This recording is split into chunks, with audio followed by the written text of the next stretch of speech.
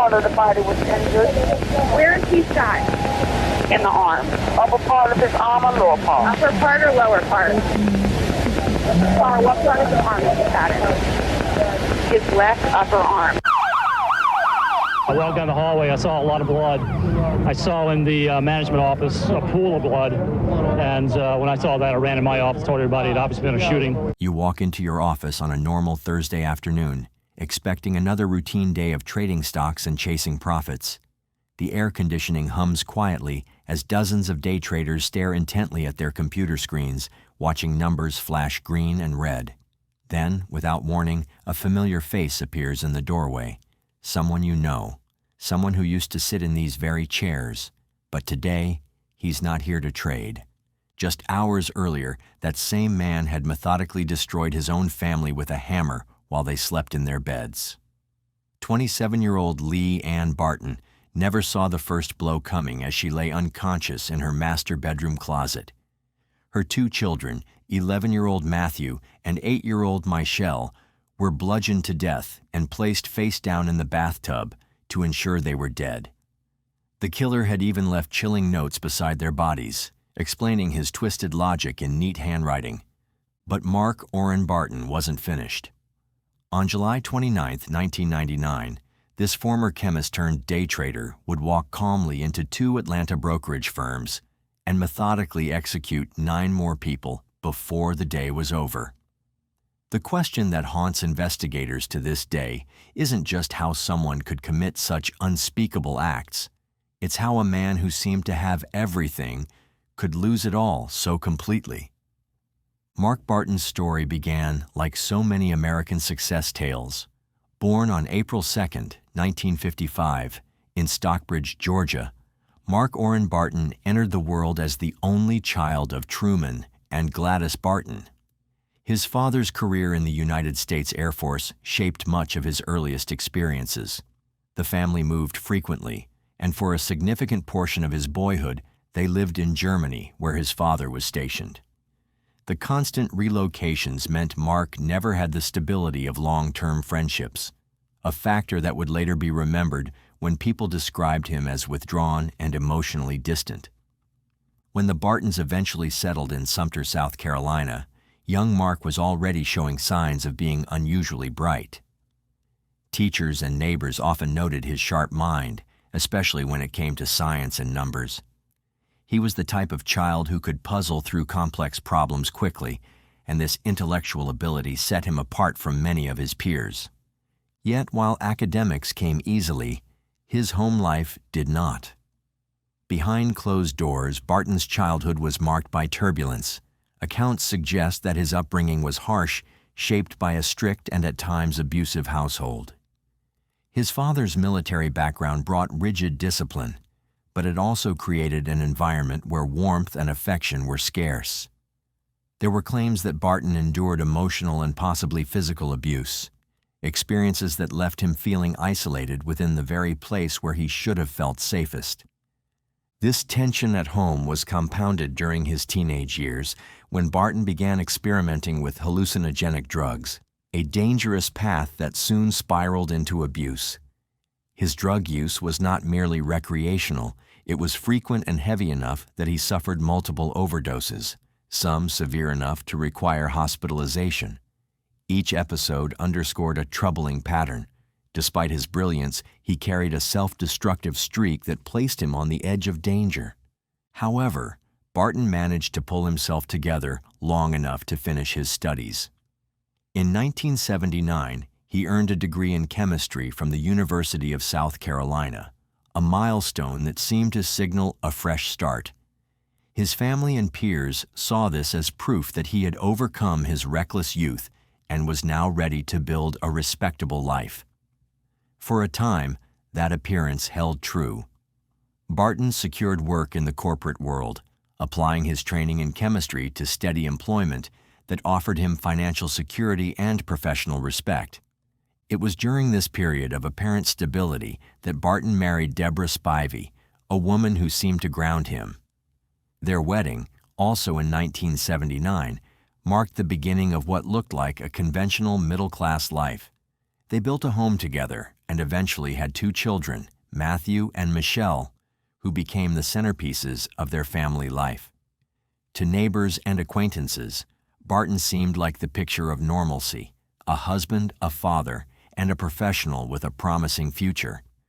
But behind closed doors, Barton's darker tendencies continued to show themselves. The first crack in Mark's facade appeared during a camping trip to Lake Weiss, Alabama, on September 5, 1993. Deborah Spivey Barton and her mother, Eloise Spivey, were found brutally bludgeoned to death at their campsite. The scene was horrific. Both women had been beaten with such ferocity that investigators initially struggled to determine what weapon had been used. Mark, who claimed he had been away from the campsite when the murders occurred, immediately became the prime suspect. But here's where the story takes its first disturbing turn. Despite overwhelming suspicion, Mark Barton was never charged with the double homicide. The evidence was circumstantial, and without concrete proof, prosecutors couldn't build a case that would hold up in court. Mark walked away from Alabama a free man, carrying with him not only the shadow of suspicion, but also a substantial life insurance payout from his wife's policy. What happened next reveals the calculated nature of Mark's psychological deterioration.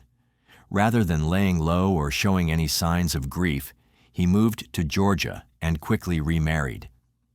In 1995, just 2 years after his first wife's brutal murder, Mark wed Lee Ann Vandiver, a woman 14 years his junior. To anyone watching from the outside, it appeared he had moved on and started fresh. The newlyweds settled into a comfortable life in Stockbridge, Georgia, and soon welcomed 2 children into their blended family. Matthew and Michelle became the center of their household, and by all appearances, Mark had successfully reinvented himself as a devoted family man. But appearances can be devastatingly deceptive. During these seemingly peaceful years, Mark discovered day trading, the high-stakes world of buying and selling stocks within single trading sessions. The practice promised quick profits for those smart enough and lucky enough to read the market correctly. For someone with Mark's analytical background and growing appetite for risk, it seemed like the perfect way to supplement his income. Initially, Mark found moderate success in the volatile world of day trading. He became a regular fixture at 2 prominent Atlanta brokerage firms, Momentum Securities and All Tech Investment Group, both located in the upscale Buckhead Financial District. Fellow traders knew him as a quiet but intense presence who would spend hours analyzing charts and market patterns, always chasing the next big score. But day trading is essentially legalized gambling, and like all gambling, the house eventually wins. Between May and July of 1999, Mark's carefully constructed world began to crumble as he lost approximately $105,000 in increasingly desperate trades. The losses weren't just numbers on a screen, they represented his family's financial security, his children's college funds, and his own sense of self-worth. The psychological pressure became unbearable when Momentum Securities canceled his trading account due to insufficient funds.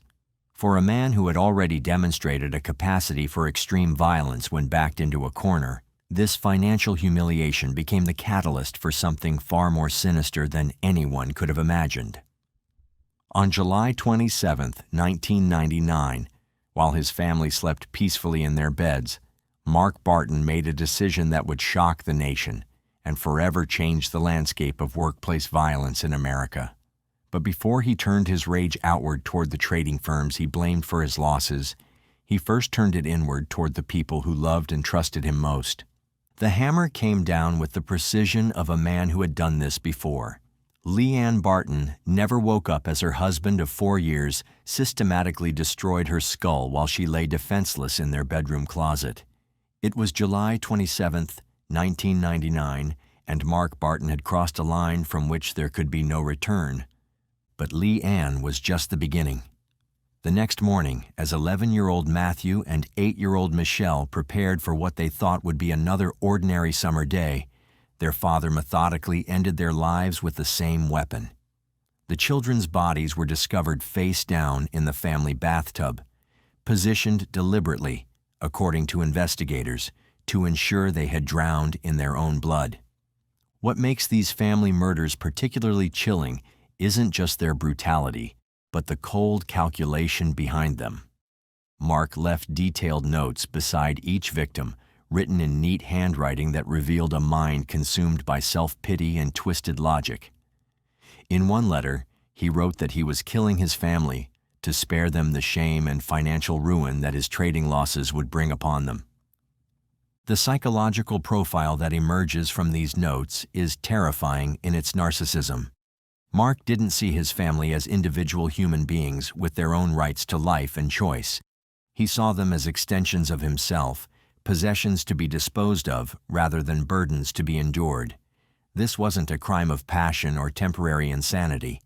This was premeditated murder dressed up as mercy killing. After spending 2 days living alone in a house with 3 corpses, Mark Barton prepared for the final act of his killing spree. On the morning of July 29th, he typed his final note at 6:38 a.m., outlining his plan to take revenge on the brokerage firms he blamed for his financial destruction. The letter revealed a man who had completely divorced himself from reality, believing that his trading losses were the result of deliberate manipulation by market makers rather than his own poor decisions. At approximately 2 o'clock that afternoon, Mark Barton walked into the offices of Momentum Securities, carrying 2 concealed handguns, a Glock 17 9mm pistol and a Colt 1911 A145 caliber weapon. To the traders and staff who recognized him, he appeared calm, almost friendly. This was someone they knew, someone who had sat in these same chairs and shared their daily struggles with market volatility. The deception was perfect and devastating. Security cameras captured Mark engaging in casual conversation with several employees before excusing himself to use a private office. Once inside, he systematically opened fire on 4 people, killing each of them execution style: Edward Quinn, 58 years old; Kevin Dial, 36; Russell Brown, 42; Scott Webb, just 30 years old. None of them had time to understand what was happening before their lives ended. But Mark Barton wasn't finished. Within minutes of the Momentum Securities massacre, he drove the short distance to Alltech Investment Group, where an even more horrific scene would unfold. This time, his approach was more calculated, more personal. He greeted the staff warmly and asked to speak with managers Brent Doonan and Scott Manspeaker in a private conference room. Once behind closed doors, Mark revealed his true intentions. He pulled out both weapons and began firing systematically at everyone in the room. 5 people died almost instantly: Alan Tenenbaum, 48; Dean Delawala, 52; Joseph Desert, 60; Jamshid Havesh, 45; Vadawati Muralidhara, 44. Their only crime was being present when a desperate man decided to externalize his self-hatred through mass murder. The surviving witnesses described a scene of absolute chaos and terror. Kathy Camp, an administrative assistant, was shot multiple times and permanently blinded. Others dove under desks, crawled toward exits, or played dead while Mark continued firing. The sound of gunshots echoed through the normally quiet offices as 39 bullets found their targets across both locations. What's particularly disturbing about Mark's methodology is how he moved through both offices with apparent calm, making deliberate choices about who lived and who died. By the time Mark fled the scene in his minivan, 13 people were wounded, 9 were dead, and Atlanta was gripped by terror.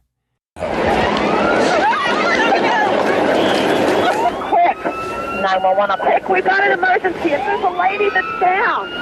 Send an ambulance now. The police reporting that there are multiple shooting victims in an office building in Atlanta. Thursday, July 29th, 1999. It's a blistering hot day, and Atlanta is in the midst of a record heat wave. The afternoon calm of the city's Tony Buckhead section is suddenly shattered by a fusillade from a man bent on massacre. And down to police. I'll take There's a shooting at 3500 Piedmont Road on the 3rd floor, Suite 300, or Suite 310. The 911 call is from the office of Momentum Securities, a day trading firm located in an office building at 2 Securities Center. Police immediately recognized the shooter from witness descriptions, and within hours, every law enforcement agency in the metro area was searching for Mark Orrin Barton. But the manhunt would end in a way that denied justice to the victims' families and closure to a traumatized community. The psychological autopsy of Mark Barton reveals a pattern that experts now recognize as characteristic of family annihilators, individuals who kill their own relatives before extending their violence outward. The common thread is an overwhelming sense of narcissistic injury. These killers cannot tolerate the idea of their families witnessing their failure or living without their presence. Before we jump back in, tell us where you're watching from today, and if this case hits you, make sure you're subscribed so you don't miss what's next. But Mark's case was complicated by the strong evidence linking him to the 1993 murders of his first wife and mother-in-law. The pattern suggests a man who had already discovered that violence could solve his problems, at least temporarily. When financial pressures mounted in 1999, he simply returned to the solution that had worked before, except this time, the body count would be exponentially higher. The victims of Mark Barton's rampage represented the full spectrum of American life. They were fathers and mothers, immigrants pursuing the American dream, young professionals building their careers, and experienced traders supporting their families. None of them chose to be part of Mark's personal crisis, yet all of them paid the ultimate price for his inability to accept responsibility for his own failures. As police sirens wailed across Atlanta and helicopter news crews captured the chaos from above, one question dominated every conversation. How could this have been prevented? The answer would prove as complex and disturbing as the crime itself. The gas station attendant in Ackworth, Georgia, had no idea he was about to witness the end of one of the most horrific killing sprees in American history.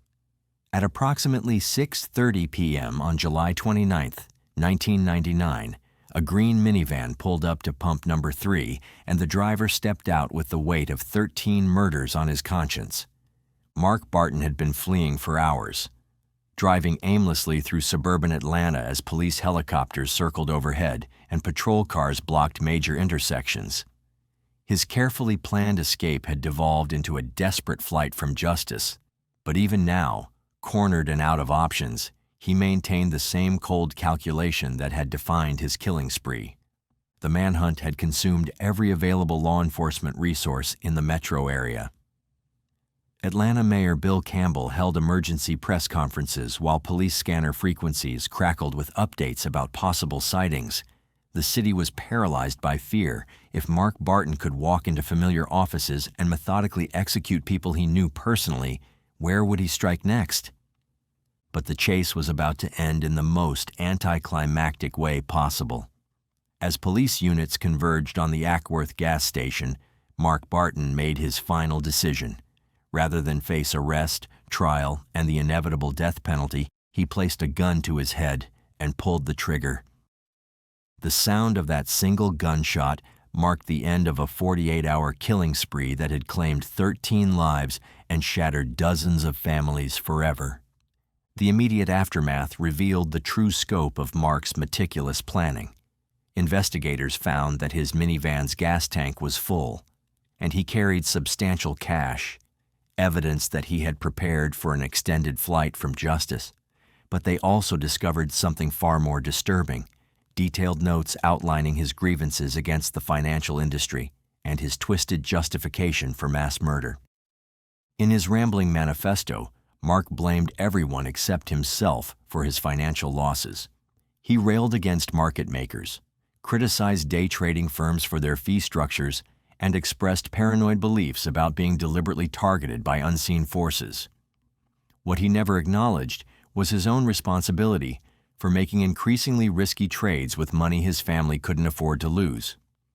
The psychological profile that emerged from these documents revealed a man consumed by narcissistic rage and an inability to accept personal failure. Mark genuinely believed that killing his family was an act of mercy, sparing them the shame of his financial ruin.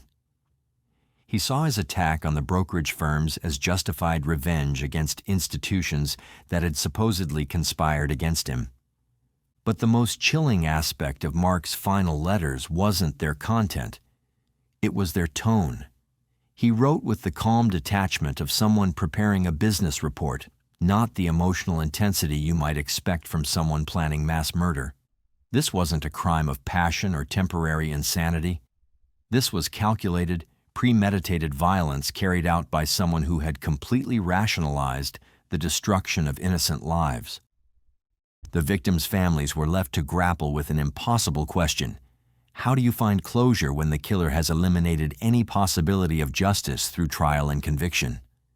Mark Barton's suicide denied them the opportunity to confront him in court, to hear him explain his actions, or to see him held accountable through the legal system. The investigation into the 1993 murders of Mark's first wife and mother-in-law was immediately reopened. With Mark dead and unable to face charges, Alabama authorities finally felt comfortable publicly discussing their long-held belief that he had been responsible for those earlier killings. The pattern was unmistakable. When faced with problems he couldn't solve through conventional means, Mark Barton turned to violence. The financial industry faced intense scrutiny in the wake of the massacre. The U.S. Senate launched a comprehensive investigation into day trading practices, ultimately producing a report titled Day Trading, Case Studies, and Conclusions that used Mark Barton's case as a cautionary example of the psychological dangers inherent in high-risk speculation. The report revealed that day trading firms often preyed on psychologically vulnerable individuals, encouraging them to trade with borrowed money and offering unrealistic promises of quick wealth. The industry's marketing materials painted day trading as a path to financial freedom, but the reality was that 90% of day traders lost money, and many became psychologically addicted to the adrenaline rush of constant risk-taking.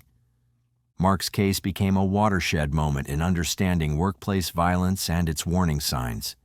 Security experts began developing new protocols for identifying potentially dangerous individuals, while mental health professionals studied the psychological profile of family annihilators to better understand what drives seemingly normal people to commit such extreme acts.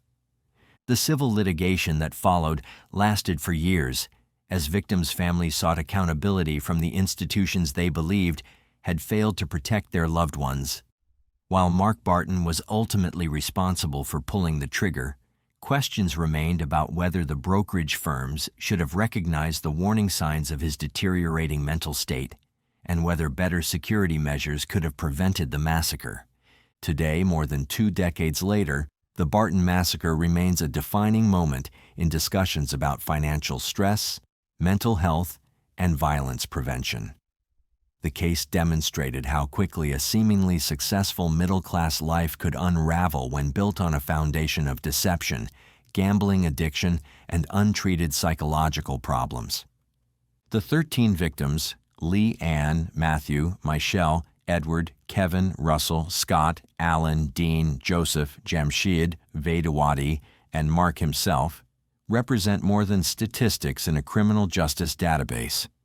They were human beings with families, dreams, and futures that were cut short by one man's inability to accept responsibility for his own failures. Their deaths serve as a stark reminder that domestic violence and workplace violence often share the same psychological roots: narcissistic entitlement, an inability to cope with failure, and a willingness to blame others for self-created problems.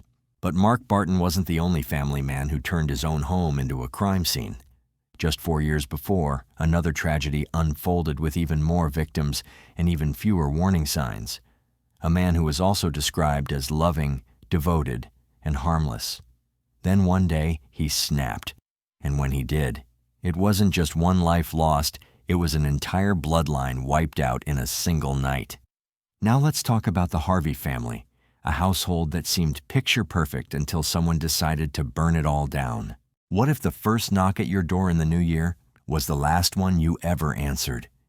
In a quiet, tree-lined neighborhood, a family welcomed January 1st with all the warmth and excitement you'd expect. Holiday leftovers, plans for the year ahead, and a house full of love. But just hours into the new year, that home would become the scene of unspeakable horror. The fire was the first thing neighbors noticed. Thick smoke pouring from the windows, sirens slicing through the winter calm. What firefighters found inside wasn't just shocking, it was pure evil. The kind of scene that silences even the most seasoned investigators. This wasn't random, it wasn't impulsive, it was intentional. And whatever happened behind that front door didn't end quickly. So what could drive someone to annihilate an entire family, children included, in cold blood? And what darkness walked through that door on New Year's Day? The first hours of 2006 were slipping by quietly in Richmond, Virginia. Neighborhoods like Woodland Heights still carried the hushed stillness of the holidays, the kind of silence that wraps around homes where families sleep in, still basking in the glow of the previous night's celebrations. But as the afternoon crept in, smoke began billowing from one of the houses on West 31st Street, and with it came the unraveling of a horror that would leave an entire city shaken. Fire crews rushed to the scene expecting a routine call, a kitchen fire, maybe a tree gone up in flames. Instead, what they stepped into was something far more sinister, far more cruel. The source of the fire was deliberate, but the fire wasn't the true tragedy. In the basement of the burning home, beneath the weight of smoke and soot, lay 4 bodies. It was a scene of staggering violence, haunting and prolonged. A family hadn't simply been killed. They had been hunted inside their own home, restrained, tortured, and slaughtered. The bodies were positioned close together in the basement, suggesting they may have been held captive for some time before the final blows were delivered. The perpetrators had not only inflicted terror, they had stayed long enough to watch it unfold.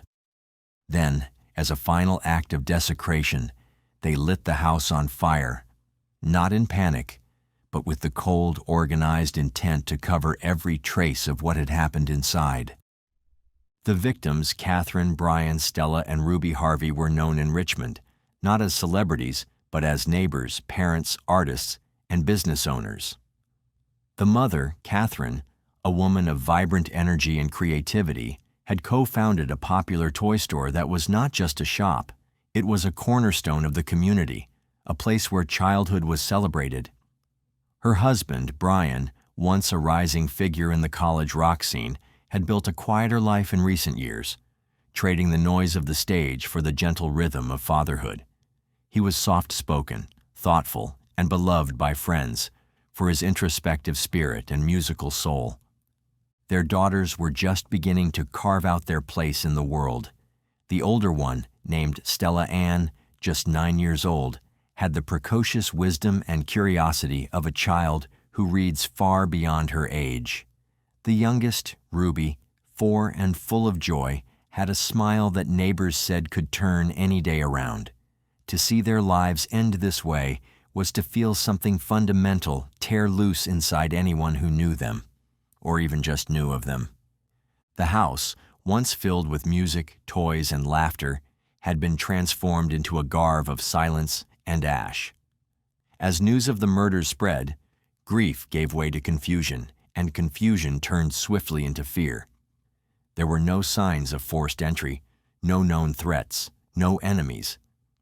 There was nothing to explain why such unimaginable cruelty had descended on this one household, but deep down, investigators could feel it. This wasn't a random act of violence. It was a performance. It was controlled. This investigation was only the beginning of the horrors unfolding. They didn't come in with screams or chaos. They came with tape, with silence, with deliberate steps that signaled this was more than just a robbery. It was a performance of control. Gray moved first, dragging Catherine, Brian, and little Ruby into the basement and binding them tightly with packing tape. There was no rush in his movements, no sign that he was worried about time. Meanwhile, Dandridge roamed the upstairs like a scavenger, digging through the home's warmth and comfort for items to steal, casually turning a house into a hunting ground. And then the front door opened. Stella had returned from a sleepover, unaware that the walls of her home had already become a prison. Upstairs, her mother was briefly released, just long enough to bring her daughter down. The image of Catherine, pale, wordless, and composed, standing in the doorway of her daughter's friend's house, was something Kirsten Perkinson would never forget. There had been something off, something drained in her face, but not a single word betrayed what was waiting behind her. Soon after, they were all in the basement, tied, surrounded by two vicious monsters. The illusion of safety had been sealed away, and with it, their final moments began to slip into the hands of monsters.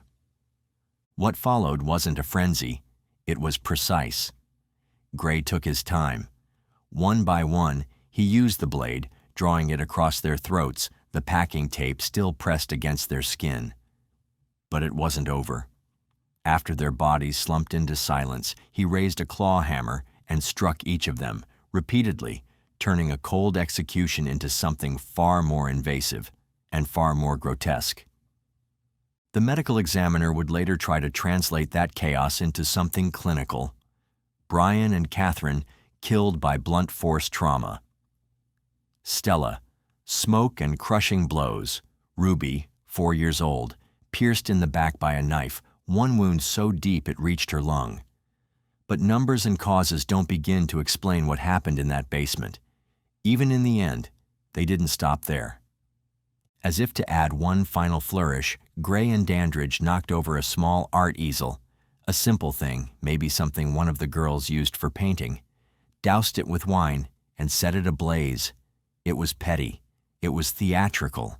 It was meant to destroy not just the evidence, but the identity of the space.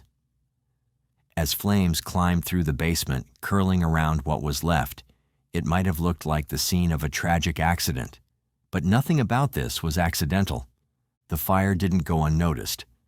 Johnny Hott, Brian's longtime friend and the drummer from House of Freaks, spotted the smoke and made the call that would unravel everything.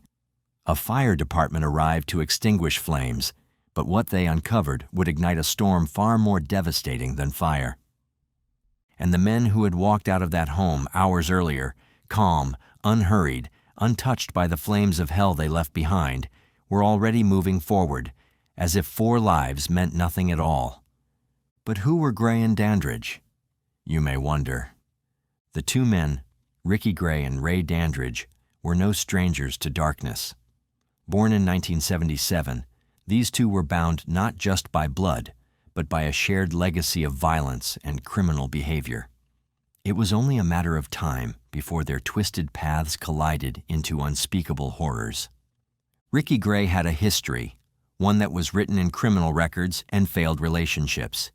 He had been in and out of prison for years, known for his explosive temper and a knack for making life hell for anyone who crossed paths with him. He was no stranger to the life of a violent ex-con, and when he met Treva Terrell, his third wife, things quickly escalated. Their relationship was anything but peaceful, full of shouting matches and physical confrontations that the neighbors often overheard. By November 2005, Treva had had enough. But then she was found dead, her body brutally beaten and dumped in a shallow grave in Washington, Pennsylvania. But here's the kicker. The authorities initially wrote her death off as a drug overdose. Ricky's forearm had claw marks on it that day, signs of a struggle, maybe even signs of a fight for her life. But the police didn't connect the dots. They didn't see the killer standing right under their noses. Enter Ray Dandridge. Ricky's nephew, just out of prison after serving more than a decade for armed robbery, moved in with Ricky and Treva after his release in October 2005. By the time Treva's body was found, Ray had already begun to show his true colors. The violence was in his blood, too. So, what did the two of them do after Treva's body was buried when no one was paying attention? They moved on. By Christmas, Ricky and Ray had packed up and headed to Arlington, Virginia, hoping to lay low. But the violence didn't stop. In fact, it only got worse. On New Year's Eve, just a few days after settling in Virginia, they decided to attack Ryan Carey. Ryan was beaten and stabbed, left to die in front of his own home. He later woke up in a hospital, his body broken, his right arm permanently useless, and as he recovered, he would tell the police exactly who did it: Ricky Gray and Ray Dandridge. But that wasn't even the worst of it. No, the real nightmare began on January 1st, 2006. That was when they came for the Harvey family in Richmond. Catherine, Brian, Stella, and Ruby Harvey were just living their lives, or at least they were, until two strangers forced their way into their home. Gray would later admit that they were desperate for money. That was the whole reason behind the plan. They hadn't even picked the Harvey home specifically. They just noticed the front door was open and took their chance. Once inside, they held the family hostage. When the family's friends arrived for a scheduled playdate, Gray and Dandridge forced Catherine to act like everything was fine. They told her if she slipped up, her family would die. She stayed calm and played along, trying to protect her husband and kids. When the friends left, all hell broke loose. But Gray and Dandridge weren't done. After the Harvey family was left for dead, they burned the house down, trying to destroy the evidence, trying to hide what they'd done. It didn't work. A few days later, they turned on their accomplice, Ashley Baskerville. She, along with her parents, became the next victims of this brutal killing spree. By now, the authorities were piecing together the trail of violence left behind, and it didn't take long before they arrested the two men. It all started to unravel with an ordinary robbery in Chesterfield County, Virginia, on January 3, 2006, or at least it appeared to be. A couple living on Hollywood Drive became the latest victims of a well-rehearsed, cold-blooded crime. The trio of criminals, two men and a woman, knocked on the couple's door, claiming to be lost and asking for directions. It seemed harmless enough at first, but it was anything but. The moment the door opened, the robbers pushed their way in, taking the couple by surprise. They ransacked the house, swiping a computer, a television, and $800 in cash. But when the husband attempted to stall the robbers by pointing out his wife's disability and his need to care for her, the criminals hesitated. It was enough to make them reconsider tying the couple up, but the damage was already done. They had been targeted, their home invaded, and the robbers made off with their stolen goods. It wasn't long after this crime that the pieces of the puzzle began to fit together. On January 6, 2006, the phone rang at the Chesterfield police station. A concerned resident was worried about her daughter's friend, 21-year-old Ashley Baskerville, and her strange ties to two men, Ricky Gray and Ray Dandridge, both of whom had stayed at Ashley's home as houseguests and were now suspected of being involved in the Harvey family murders. The tip led investigators straight to Ashley's doorstep, and soon police were swarming the house on East Broad Rock Road where she lived with her mother, Mary Baskerville Tucker, and her stepfather, Percy L. Tucker. Inside, the police found a nightmare. The house was a wreck, a clear sign of the violence that had taken place there. Percy L. and Mary had been savagely slashed across the throat, their lives extinguished in an instant. The real horror lay in what they had done to Ashley. She wasn't just dead. She had been suffocated. A plastic bag had been wrapped around her head and sealed tight with duct tape, the same tape used to bind her and her family, ensuring they could neither scream nor escape. All three victims had been gagged and bound in a cruel display of control, their bodies left in their own home, where they had been so violently silenced. It didn't take long for the police to connect the dots. The items found at the Baskerville Tucker home, a computer, a television, matched the stolen property from the Chesterfield home invasion, tying the whole thing together. But one item that made them 100% sure was the ring Ashley was wearing. It was Catherine Harvey's wedding ring. Gray and Dandridge had been on a spree, their bloodlust not yet satisfied. This wasn't just a robbery gone wrong. It was the continuation of a spree that had already left a trail of destruction in its wake. And it was only just beginning. Gray and Dandridge's rampage had escalated from one target to another, their violence becoming increasingly brutal and heartless. As they turned their attention to Ashley and her family, they set off a chain of events that would lead to their eventual capture and the revelation of the full extent of their depravity. On the morning of January 7, 2006, Ricky Gray and Ray Dandridge were finally caught. The police found them in Philadelphia, staying at Dandridge's father's home. Just an hour after their arrest, Dandridge couldn't hold it in anymore. He confessed to the murders of Mary and Percy L. Tucker, as well as Ashley Baskerville. But that was just the beginning. 12 hours later, Gray, who had been quietly simmering in his cell, asked to speak with a detective. What followed was chilling. Gray handed over a detailed 3-page confession. He didn't hold back.